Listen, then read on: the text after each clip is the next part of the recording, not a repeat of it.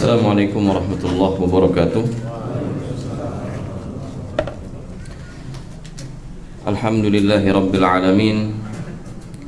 Hamdan katsiran tayyiban mubarakan fi kama yuhibbu rabbuna wa yarda. Alhamdulillahilladzi bi ni'matihi tatimmus shalihat. Allahumma salli wa sallim wa barik wa an'im ala abdika wa rasulika Muhammadin wa ala alihi wa sahbihi wa man sara ala nahji ila yaumiddin. Allahumma 'allimna ma yanfa'una wanfa'na bima 'allamtana wa zidna 'ilman ya rabbal alamin. Amma ba'd. Para jamaah sekalian yang semoga dirahmati Allah Subhanahu wa taala. Alhamdulillah, kita bersyukur kepada Allah Subhanahu wa taala yang telah memberikan kita semua berbagai macam nikmat. Wa in ta'uddu ni'matallahi la tuhsuha. Yang kata Allah Subhanahu wa taala, kalaulah kita berusaha untuk menghitung-hitung nikmat yang Allah berikan kepada kita, maka kita tidak akan ada yang sanggup untuk menghitung seluruh nikmat yang Allah berikan kepada kita tersebut. Khususnya nikmat iman, nikmat sehat, serta nikmat taufik.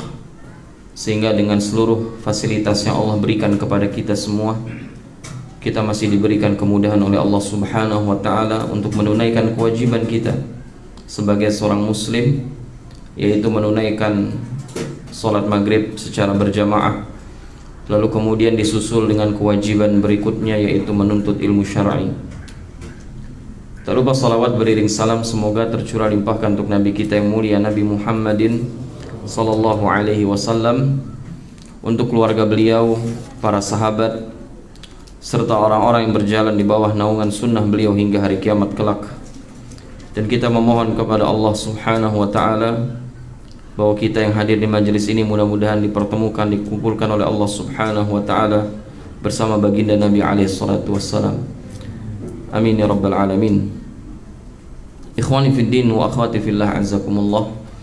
Para jamaah salat maghrib yang semoga dimuliakan Allah Subhanahu wa taala, pada kesempatan malam yang berbahagia ini kita akan kembali melanjutkan pelajaran kita dari pertemuan yang lalu, yaitu tadabbur Al-Quran surah Al-Baqarah, di mana di pertemuan yang lalu kita telah membahas ayat ke-265, dan sedikit saya ingin mengulas kembali apa yang kita telah bahas di pertemuan yang lalu, karena pembahasan kita di pertemuan kali ini memiliki korelasi yang sangat erat dengan pembahasan di pertemuan yang lalu, di mana di pertemuan yang lalu, ikhwani fiddin wa akhwati fillah, azakumullah, Allah Subhanahu wa taala memberikan kita sebuah perumpamaan. Dan perumpamaan di dalam Al-Quran dijelaskan para ulama tujuannya adalah littaqrib, untuk mendekatkan pemahaman kita terhadap sesuatu yang pada dasarnya tidak bisa dijangkau oleh panca indera kita, agar dia lebih dekat dengan panca indera kita. Memang tidak secara ideal, tetapi setidaknya kita punya gambaran tentang hakikat apa yang Allah sampaikan kepada kita. Di pertemuan yang lalu Allah Subhanahu wa taala memberikan perumpamaan kepada kita tentang infak yang dikeluarkan oleh seseorang, yang infak tersebut dibangun di atas dua hal, yaitu ibtigha'a mardatillah, dibangun di atas mencari ridha Allah Subhanahu wa taala, dan yang kedua tathbitan li anfusihim atau tathbitan min anfusihim, untuk mengokohkan atau keteguhan jiwa mereka. Allah Subhanahu wa taala berfirman, a'udzu billahi minasyaitonir rajim, wa mathalul ladzina yunfiquna amwalahum ibtigha'a mardatillahi wa tathbitan min anfusihim وتثبيتا من أنفسهم كمثل جنة بربوة أصابها وابل فآتت أكلها ضعفين فإن لم يصبها وابل فطل والله بما تعملون بصير.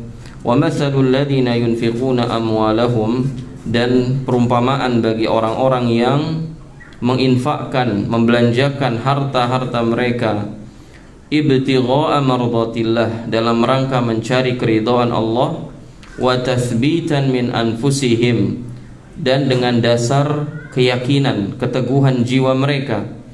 Maka perumpamaannya, kata Allah, seperti kamathali jannatin birabwah, seperti sebuah kebun yang berada di dataran tinggi, asabaha wabilun fa'atat ukulaha di'fain, yang kebun tersebut diguyur dengan curahan hujan yang sangat melimpah, fa'atat ukulaha di'fain, sehingga hasil kebun tersebut pun 2 kali lipat dari hasil kebun yang posisinya bukan di dataran tinggi. Fa illam yusibha wabilun fatal, kalaulah tidak ada hujan lebat, kata Allah, yang mengguyur kebun tersebut, maka cukuplah hujan yang skalanya ringan. Wallahu bima ta'maluna basir, dan Allah Maha mengetahui dan Maha melihat apa yang kalian kerjakan. Di ayat tersebut, ikhwani fiddin wa akhwati fillah azakumullah, Allah Subhanahu wa taala berikan perumpamaan ya tentang orang yang infaknya karena mencari ridha Allah, yakni dia ikhlas semata-mata hanya ingin mendapatkan pahala di sisi Allah Subhanahu wa taala, tidak ada motif-motif duniawi di dalam infaknya tersebut. Kemudian juga infaknya didasari dengan tathbitan min anfusihim, infaknya didasari keyakinan terhadap ganjaran yang Allah berikan kepadanya, bahwa dia yakin yang memerintahkan dia berinfak, yang menghimbau dia untuk berinfak adalah Allah Subhanahu wa taala. Dan ketika Allah yang menghimbau, maka di situ pasti ada maslahat, sehingga dia yakin ketika dia mengeluarkan infaknya tersebut. Dan dia juga yakin bahwasannya infaknya kelak akan dihisap oleh Allah Subhanahu wa taala dan diberikan ganjaran di sisi Allah Subhanahu wa taala. Yang demikian, kata Al-Imam Ibnul Qayyim rahimahullahu taala, fa innal munfiq ya'tariduhu 'inda infaqihi afatan. Kata Imam Ibnul Qayyim rahimahullah, sebagaimana sudah kita ulas di pertemuan yang lalu, penyakitnya orang infak ini jamaah ada 2. Sebenarnya ada banyak, tetapi penyakit pokoknya 2. Yang pertama, kata beliau, ahaduhuma talabuhu binafaqatihi mahmadah aw sanaan aw gharadan min aghradid dunyawiyah. Penyakit yang pertama adalah orang yang berinfak itu kebanyakan mereka adalah menginginkan pujian, menginginkan sanjungan, menginginkan tujuan-tujuan duniawi yang lainnya. Ya, sebagian orang infak memang bukan karena riya, tapi dia ingin infakkan sebagian hartanya supaya hartanya nanti diganti dengan yang lebih baik oleh Allah Subhanahu wa taala. Umpamanya dia sedekah mobil, dia berharap dapat rumah. Dia sedekah rumah, ya dia berharap dapat apartemen umpamanya, atau dia ingin bisnisnya lancar. Nah, itu semua kan aghrad dunyawiyah, yang seorang muslim ketika dia beramal saleh itu nggak boleh ada aghrad dunyawiyahnya. Kalau kita bekerja jamaah, kita menginginkan dunia, wajar. Antum bekerja di sebuah perusahaan, terus antum dapat gaji, terus antum katakan ke bos, bos, saya tuh ikhlas kerja di sini bos, saya tuh nggak ngarepin ini. Kira-kira tepat gak jemaah? Nggak tepat. Bosnya sih seneng, tapi nggak tepat, karena memang ketika antum bekerja, ya, memang menginginkan muqabalah duniawiyah, ingin mendapatkan timbal balik duniawi, dan itu fair. Itu sah-sah saja, nggak ada masalah. Tapi beramal saleh yang harusnya ditujukan untuk mencari ridha Allah, kemudian ternyata niatnya ingin mendapatkan tujuan-tujuan duniawi, target-target duniawi, nah maka yang seperti ini yang diingkari di dalam Al-Quranul Karim, di antaranya di dalam ayat ini. Nah, itu yang pertama jamaah, penyakit yang pertama dan penyakit yang paling banyak menjangkiti orang-orang yang berinfak. Kata Imam Al-Qayyim, wa hadza halu aktsaril munfiqin. Ini adalah kondisi mayoritas orang-orang yang berinfak. Penyakit utamanya ini. Yang kedua, al-afa atsaniyah dha'fu nafsihi wa taqaisuha wa taradduduha hal yaf'al am la. Penyakit yang kedua, kata Imam Ibnul Qayyim rahimahullah, adalah seorang itu berinfak karena kelemahan jiwanya, keraguan-raguan terhadap ganjaran yang Allah akan berikan kepada dia. Ketika seorang berinfak, ragu dia mau ngeluarin berapa kira-kira infaknya. Kalau ada di kantongnya 5.000, kemudian 10.000, kemudian 50.000, kemudian 100.000, kemudian lewat tuh kotak tadi, kira-kira ragu apa enggak jemaah? Enggak ragu, karena yang pasti keluarnya 5.000 dan niatnya dari rumah begitu. Beda sama yang belum punya niatan gitu, kira-kira saya mau ngeluarin berapa ya di jalan Allah nih, saya pengen keluarin buat dakwah nih, buat perkembangan dakwah di musola Fajar Islam nih, kira-kira berapa. Nah kalau ada niatan seperti itu, terkadang keraguan datang tuh, menimpa sebagian kaum muslimin ketika dia hendak berinfak. Nah ini penyakit utamanya. Penyakit yang kedua, ragu ketika dia berinfak. Hal yaf'al amla, apakah dia berinfak apa enggak, itu pertama keraguannya. Kalau dia yakin dia akan berinfak, keraguan yang keduanya, berapa nilai yang akan dia keluarkan di jalan Allah Subhanahu wa ta'ala. Nah, ini penyakit yang paling banyak menjangkiti orang yang berinfak, kata Imam Ibnu Qayyim rahimahullah. Fal afatul ula, penyakit yang pertama, obatnya adalah ibtigha'a mardatillah, cari ridha Allah. Karena orang yang mencari ridha Allah, mustahil dia menginginkan hal-hal yang sifatnya duniawi. Penyakit yang kedua, tazulu bit tasbit. Penyakit yang kedua bisa hilang kalau kita betul-betul mampu meyakinkan diri kita bahwa infak yang kita keluarkan ini pasti diganjar oleh Allah Subhanahu wa ta'ala, serta ada timbal balik yang jauh lebih besar dari apa yang kita keluarkan, sebagaimana firman Allah Subhanahu wa ta'ala, mathalul ladzina yunfiquna amwalahum fi sabilillah kamathali habbatin ambatat sab'a sanabil fi kulli sumbulatin mi'atu habbah. Setiap benih tumbuh 7 cabang, dari 7 cabang itu tumbuh lagi 100 tangkai, sehingga setidaknya 700 kali lipat pahala yang Allah sediakan bagi orang-orang yang berinfak. Dan Allah berfirman, yamhaqullahu riba wa yurbis sadaqat. Allah menghancurkan harta riba dan Allah kembangkan harta sedekah. Sehingga seorang yang berinfak hendaknya yakinkan diri dia bahwasannya kalau dia berinfak tuh hartanya nggak stuck di situ nilainya, tetapi dikembangkan oleh Allah Subhanahu wa ta'ala sampai kelak kita berjumpa dengan Allah. Kita nggak menyangka jamaah, sedekah yang mungkin kita keluarkan dulu 10.000 tapi rutin, 20.000 tapi rutin setiap hari dikeluarkan, kita nggak akan nyangka tuh ternyata menjadi gunung pahala pada hari kiamat. Nah, itu yang penting kita tanamkan kepada diri kita, cari ridho Allah ya, bukan sanjungan, bukan pujian.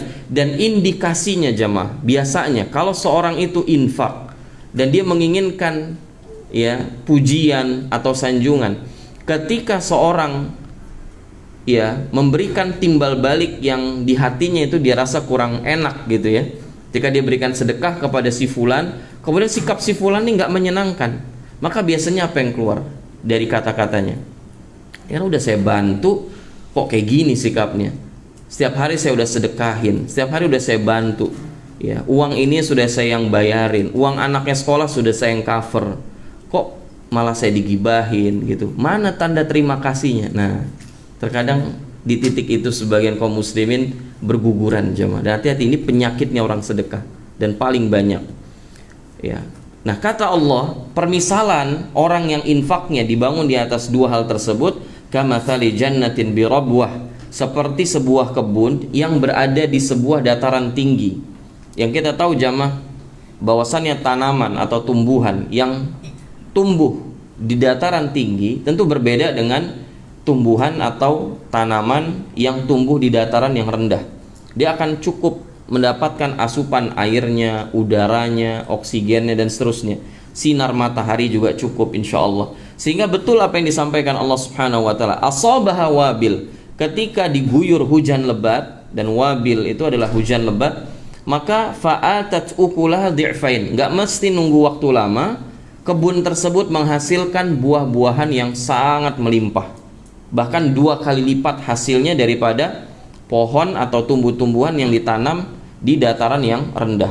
Jadi bayangkan itu jamaah, bayangkan antum nanam sebuah tanaman di dataran tinggi, kemudian diguyur hujan lebat, dapat sinar matahari yang cukup sehingga hasilnya pun melimpah. Kalaupun tidak ada hujan lebat, kata Allah Subhanahu wa ta'ala, kalau tidak ada hujan lebat, fa illam yusibha wabilun fatal, maka hujan ringan itu sudah cukup untuk tanaman yang tumbuh di dataran tinggi. Dan Allah menutup ayat tersebut dengan firman-Nya, wallahu bima ta'maluna basir. Allah Maha melihat apa yang kalian lakukan. Jamaah, ini ayat kata para ulama ada dua sisi. Jadi nyerang dua sisi sekaligus. Sisi yang pertama ini merupakan targhib, motivasi untuk orang yang berinfak bahwasannya Allah melihat sedekahnya tersebut dan pasti Allah ganti. Dan di sisi lain jadi tarhib, jadi ancaman bagi orang yang berinfak. Kalau nggak ikhlas, hati-hati. Ancamannya itu ada di ayat yang akan kita bahas pada kesempatan kali ini. Kalau nggak ikhlas, kalau ragu-ragu, tidak didasari dengan tasbitan min anfusihim, dengan tekad yang kuat, dengan keyakinan yang kuat bahwasannya sedekah itu pasti diganti sama Allah, hati-hati. Allahu bima ta'maluna basir. Allah melihat apa yang kalian lakukan, seluruh yang kalian lakukan. Itu infak ikhlas atau enggak ikhlas Allah tahu. Jadi karenanya para ulama mengatakan ayat ini ya mengandung targhib sekaligus tarhib, motivasi sekaligus warning buat orang-orang yang berinfak. Kemudian ikhwatal iman, azakumullah, ayat yang akan kita bahas sekarang berkaitan dengan perumpamaan ya orang yang sedekahnya itu bukan karena ibtigha mardatillah, bukan karena ingin cari ridha Allah, bukan didasari dengan keteguhan jiwa atau keyakinan hati bahwa sedekahnya itu akan dibalas oleh Allah Subhanahu wa taala. Allah Subhanahu wa taala berfirman di dalam ayat yang ke-266, yang pegang mushaf bisa dibuka jemaah. Yang punya mushaf terjemah juga mungkin bisa dilihat mushaf terjemahnya, atau yang punya Android boleh dibuka. Yang sudah hafal nggak usah buka apa-apa jemaah. Dan nampaknya banyak yang hafal di sini kayaknya. Ya, karena banyak yang nggak buka, saya husnuzon ya banyak yang di luar kepala insyaallah. Allah Subhanahu wa taala berfirman, a'udzu billahi minasyaitonir rajim. Ayawaddu ahadukum an takuna lahu jannatun min nakhilin wa a'nabin tajri min tahtiha al-anhar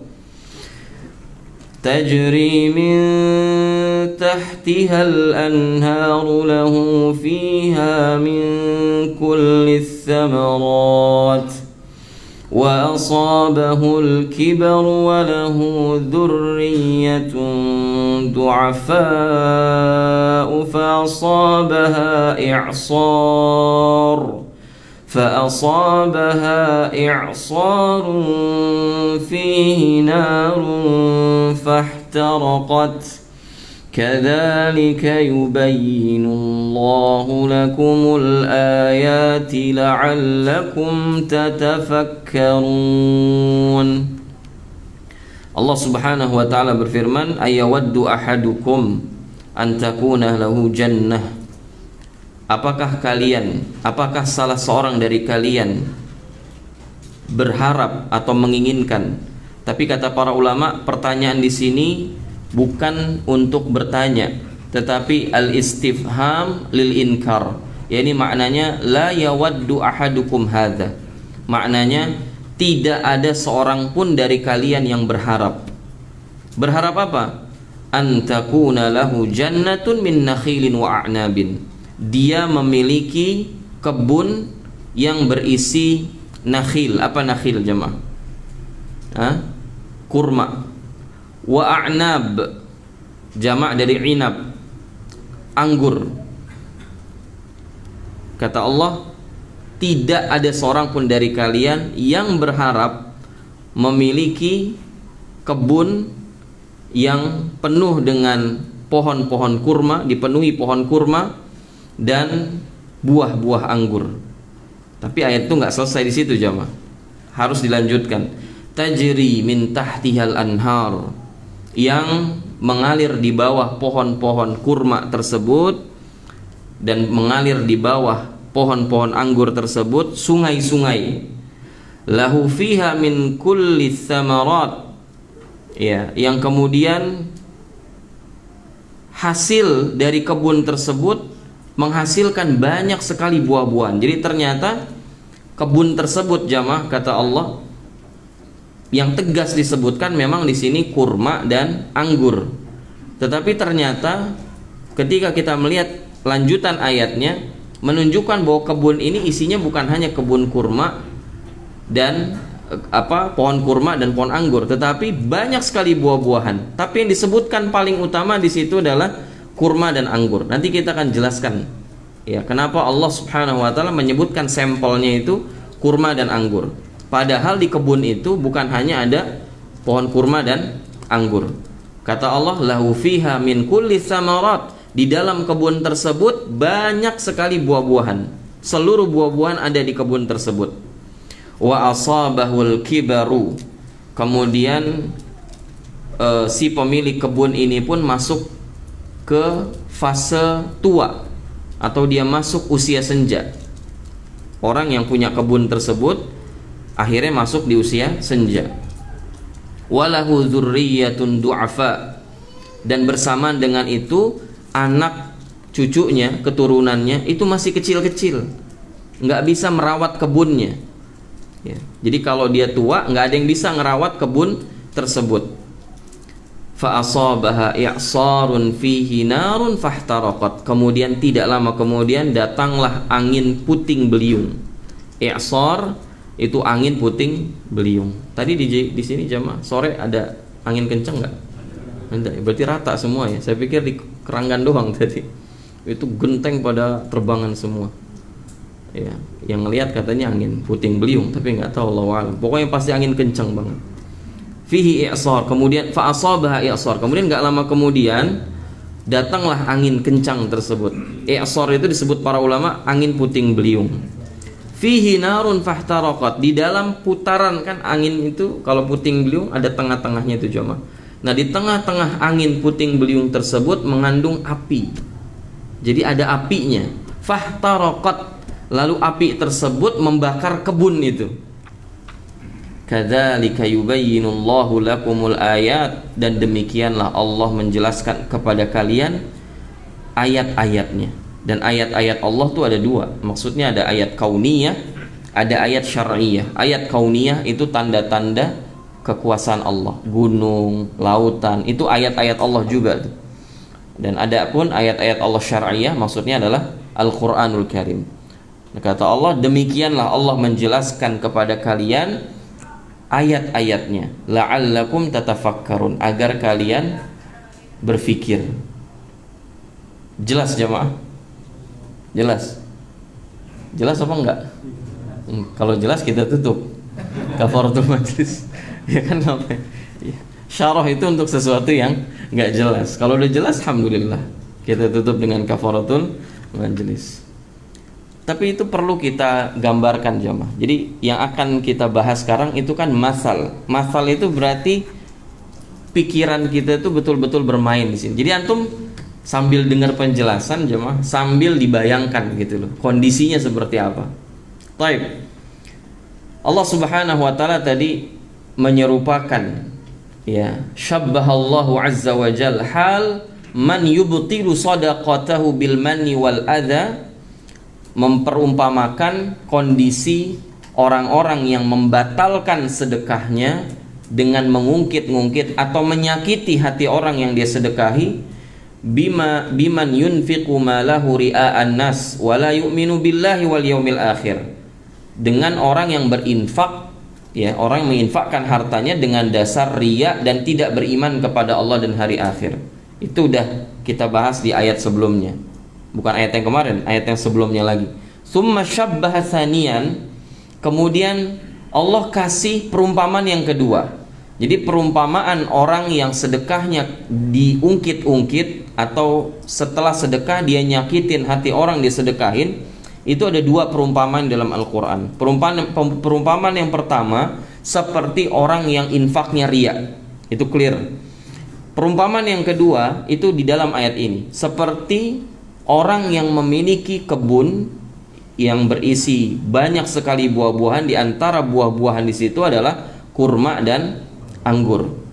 Ya, waqad adrakahul kibar, kemudian akhirnya si pemilik kebun ini masuk di usia tua, dia punya anak ya masih kecil-kecil, dia punya cucu apalagi, fa asaba hadhil jannah i'sarun fihi narun fahtaraqat. Kemudian akhirnya kebun ini pun dihantam oleh angin puting beliung yang ternyata bukan cuman angin. Kalau angin tadi aja jamaah nggak ada apinya, itu kena pohon itu semuanya bisa jatuhan tuh, berguguran buah. Ini bukan cuman angin kencang enggak, tapi di tengah-tengah angin tersebut ada api. Jadi bayangin dahsyatnya angin tersebut jamaah kalau melewati pepohonan gitu kan. Jadi bayangin itu tuh, bayangin kalau ada angin puting beliung sekencang tadi sore. Untungnya tadi sore ada angin kencang tuh. Jadi ada gambaran tuh, ada hikmahnya juga, ternyata ada angin kencang tadi lewat di sekitar kita, supaya kita punya gambaran untuk ayat ini. Jadi bayangin seperti itu, ada api di tengah-tengahnya, sehingga ketika dia melibas pepohonan, itu pohon bukan hanya jatuh buah-buahannya, tapi pohon-pohonnya hancur terbakar. Nah, Allah mempermisalkan orang yang sedekahnya itu diungkit-ungkit ya, dan nyakitin hati saudaranya yang dia sedekahin, itu seperti itu.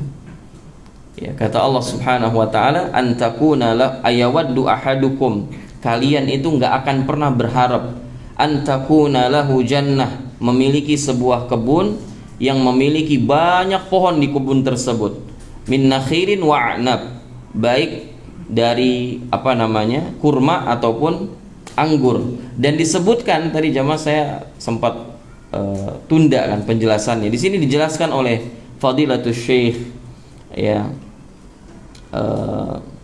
Sulaiman Al-Lahim hafizahullah, bahwa kenapa Allah Subhanahu wa taala menyebutkan sampelnya kurma dan anggur. Kata beliau, an-nakhil wal a'nab min afdal wa anfa'il asjar. Karena kurma dan anggur itu adalah buah yang paling bermanfaat dan buah yang paling utama. Jadi kalau ditanya buah itu yang paling utama dan paling banyak manfaatnya apa? Ya dua buah ini, anggur sama kurma. Wa samaruha min anfa'is simar. Ya, hasilnya itu adalah hasil yang paling bermanfaat. Jadi kalau buah anggur tuh jadi, itu buah bermanfaat. Kurma jadi, kurma itu adalah buah yang paling bermanfaat.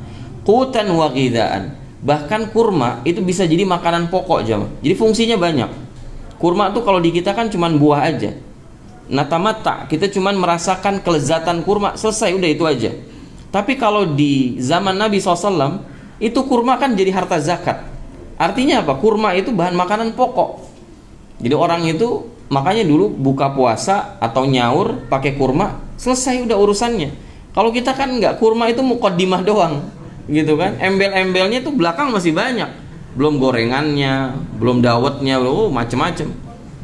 Tapi kalau dulu dihidangkan kurma aja udah selesai. Makanya kalau kita lihat di Masjid Nabawi gitu kan, cuman disediain roti sama kurma, bas, cukup, udah, itu udah lebih dari cukup. Kurma, air putih sama roti, udah selesai itu udah. Kalau kita kan antum lihat iftar, nggak tahu di musola Fajar Islam, kita lihat aja nanti itu. Kalau kurma pasti ada. Ana yakin pasti ada. Tapi masalahnya kurma cuman pemanis doang. Kalau di sana kurma makanan pokok jamaah. Makanya zakat itu kan so'an min tamr. Bahkan kurma akhirnya menjadi salah satu jenis harta ribawi, yang ketika dia ditukar dengan sesama kurma, itu ada cara transaksi khususnya kan. Mislan bimislin, kata Nabi SAW harus semisal dan iya dan biadin, mislan bimislin, iya dan biadin, harus takarannya harus sama. Kemudian iya dan biadin, artinya tunai di tempat akadnya, nggak boleh tunda. Kurma yang dari saya bayarin sekarang ke antum, kemudian antum bayarnya besok, ngasih kurmanya lagi besok, itu nggak boleh. Nah, jadi memang kurma ini bisa jadi qut, makanan pokok, dan dia bisa disimpan dalam jangka waktu yang lama. Wa fakihah, dia juga statusnya sebagai buah. Wa halwa, bisa jadi pemanis. Wa syaraban, bisa jadi minuman, ya kan? Makanya Nabi SAW kan minuman sukanya apa jemaah? Air nabiz, tahu nabiz?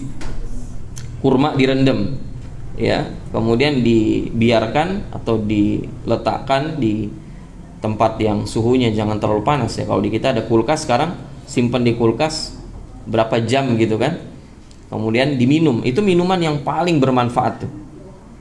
Itu minumannya Nabi SAW, air Nabi. Tapi kalau terlalu lama pun nanti berubah jadi khomer. Makanya harus hati-hati, nyimpennya itu nggak boleh terlalu lama. Nah, jadi bisa jadi qut, kurma bisa jadi makanan pokok, kurma bisa menjadi buah statusnya, kurma bisa menjadi halwa, jadi manisan, ya. Kemudian kurma bisa jadi minuman, wadawaan, bisa jadi obat juga. Bahkan Nabi SAW menyampaikan konsumsi 7 butir kurma ajwa, ya, di waktu pagi, insya Allah terjaga dari sihir. Dan kita tahu kurma sekarang itu ya obat banyak sekali penyakit. Jadi herbalis sekarang itu banyak menggunakan kurma sebagai obat. Jadi memang dia manfaatnya paling banyak jamaah, fungsinya paling banyak, paling lengkap dari semua buah-buahan. Wa yu'kal rutaban wa yabisan. Ini juga satu-satu buah yang bisa dimakan dalam keadaan setengah matang dan juga matang, apa? Yabis, rutob. Kalau rutob nggak usah diterjemahin jamaah ya. Yabis itu kurma kering, rutob kurma yang masih basah. Itu bisa dikonsumsi, cuman jarang kalau kita konsumsi rutob. Padahal bisa jamaah dan bagus itu. Bahkan sebagian ahli mengatakan rutob itu lebih bagus. Bahkan Nabi SAW lebih memprioritaskan rutob ketika buka puasa. Kenapa? Karena rutob lebih banyak mengandung air ketimbang tamer. Jadi ada dua, ada rutob, ada tamer istilahnya. Rutob untuk kurma yang masih basah, tamer untuk kurma yang kering. Nah, masing-masing ada waktunya jamaah. Kalau rutob itu biasanya dia dikonsumsi setelah atau ketika kita berbuka puasa. Ya, maka Nabi mengatakan, ya siapa yang mampu hendaknya batalkan dengan rutob. Kalau nggak ada rutob baru tamer. Kalau nggak ada tamer, hasawat min ma, cukup dengan beberapa teguk air. Kalau kita kan enggak buka puasa, fa'ala gorengan, wa ilam tajid, kalau nggak dapat gorengan maka kue-kuean. Kalau nggak dapat kue, kolak-kolakan gitu. Ya itu jamaah. Bedanya kita sama Nabi SAW, buka asal-asalan. Ya kalau Nabi enggak, Nabi lebih fokus ke menjaga bagian organ tubuh dalamnya. Karena bahaya kan kalau. Maka Ibnu Qayyim rahimahullah itu ketika membahas tentang menu bukanya Nabi SAW itu dibahas dari sisi medis sama beliau. Kenapa pakai rutob dulu? Kenapa kalau nggak ada rutob tamer? Kenapa kalau nggak ada tamer larinya ke air, bukan ke kolak gitu? Di sisi lain kolak nggak ada memang zaman dulu. Tapi kenapa nggak cari alternatif lain yang bentuknya makanan juga? Karena orang puasa itu bukan haus doang, tapi juga merasakan lapar. Tapi kenapa dikedepankan hasawat min ma, beberapa teguk air ketimbang cari makanan yang lainnya. Taib. Jadi kita nggak usah ragukan kenapa di sini dijadikan sampel oleh Allah Subhanahu wa taala adalah buah kurma. Wa qila an-nakhil anfa wa afdal wa lihada qaddamah. Sebagian ulama mengatakan kenapa penyebutannya didahulukan daripada anggur. Min nakhilin wa a'nabin. Itu hampir di berbagai macam ayat, termasuk di surah yang sering kita baca pada malam Jumat atau hari Jumat. Dalam surah Al-Kahfi itu kan ayat ke-32. Kata Allah, "Wadrib lahum mathalar rajulain ja'alna li ahadihima jannataini min a'nabin wa hafafnahuma binakhl." Jadi sering disebutin dua buah itu tuh. Kurma anggur. Kalau di surah Al-Kahfi didahulukan penyebutan anggur baru kurma. Kalau di ayat ini didahulukan penyebutan kurma baru anggur. Sebagian ahli ilmu mengatakan karena kurma lebih banyak manfaatnya ketimbang anggur. Walihada qaddamah, oleh karenanya Allah lebih dahulu menyebutkan kurma ketimbang anggur. Jadi ahli tafsir tuh jamaah ketika meneliti ayat itu nggak ngelihat secara lewat gitu aja. Kalau kita kan beda, kalau baca ayat lewat bablas gitu aja. Kalau ahli tafsir tuh kalau lewat ayat mereka akan meneliti bahkan huruf per hurufnya. Kenapa pakai fa? Kenapa nggak pakai summa? Atau kenapa pakai fa? Kenapa nggak pakai waw? Ya, kenapa disebutin ini duluan, kemudian ini diakhirkan? Takdim wa takhir itu berpengaruh jamaah.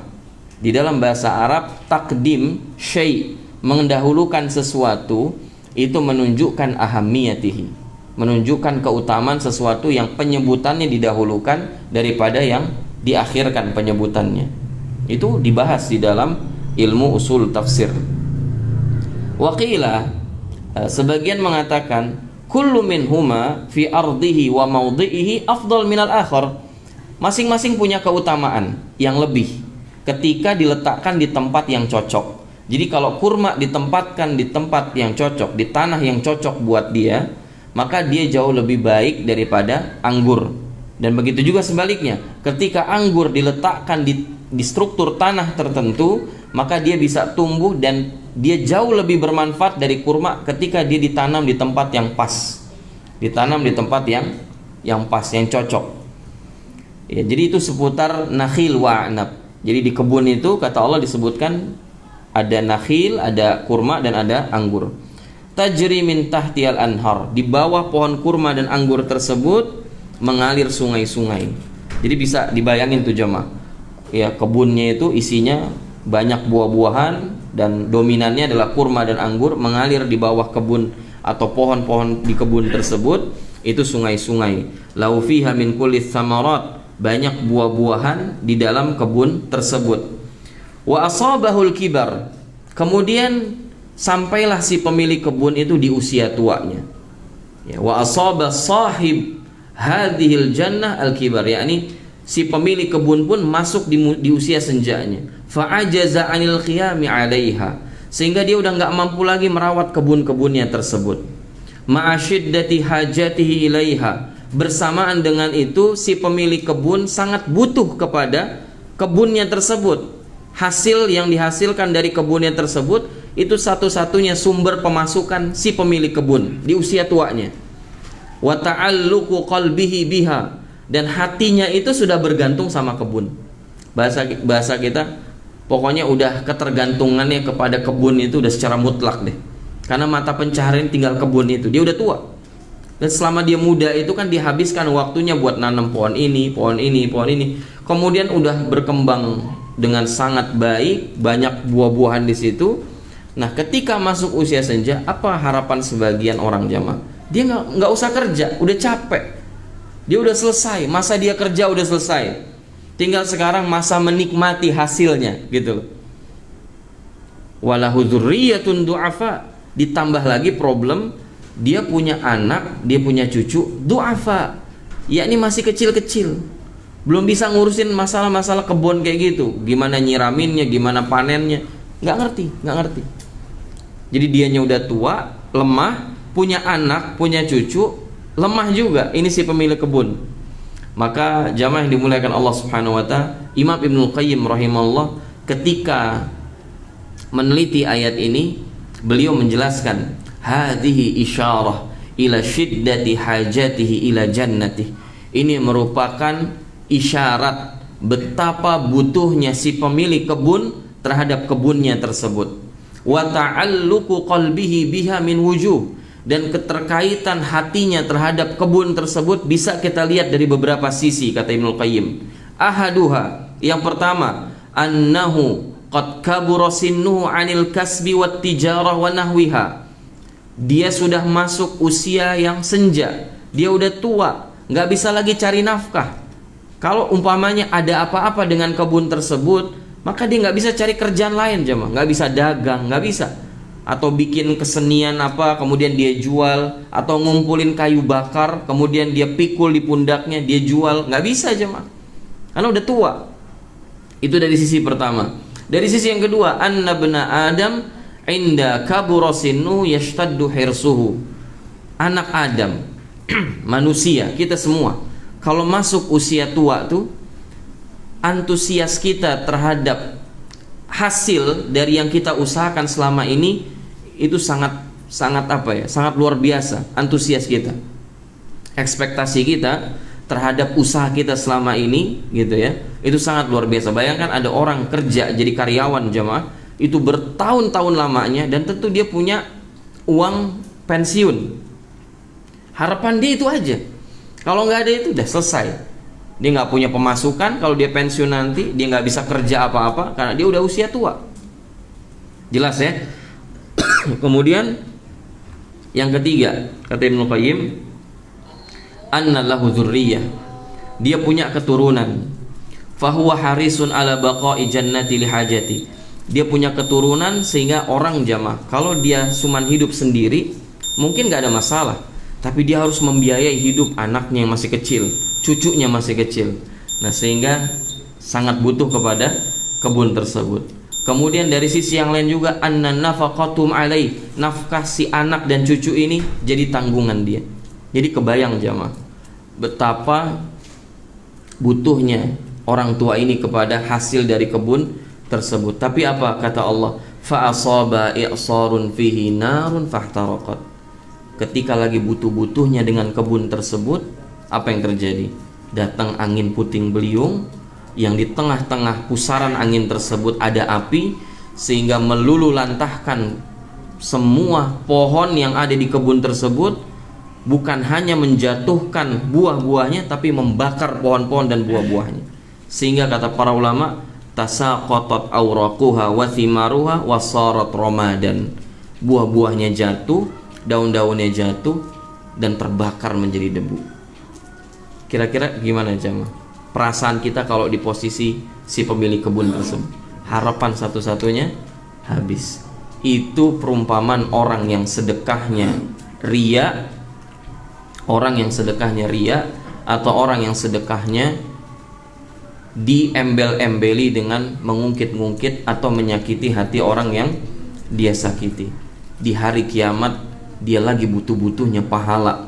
Selama ini dia mengira dia punya pahala besar, dan memang faktanya seperti itu. Tapi ketika dia batalkan sedekahnya, gak ada terlihat lagi pahala sedikit pun. Dan ayat ini jadi warning buat kita jemaah untuk selalu waspada dengan dua penyakit yang disebutkan Ibnu Qayyim tadi. Suka ngungkit-ngungkit pemberian, ya, kemudian suka nyakitin hati orang yang kita sedekahi dan tidak yakin terhadap sedekah yang kita keluarkan. Hadza wallahu ta'ala wa alam. Mungkin ini yang bisa kita sampaikan, kurang lebihnya mohon maaf. Aqulu qouli hadza wa astaghfirullah li wa lakum. Subhanakallahumma wa bihamdik, asyhadu an la ilaha illa anta, astaghfiruka wa atubu ilaik. Assalamualaikum warahmatullahi wabarakatuh.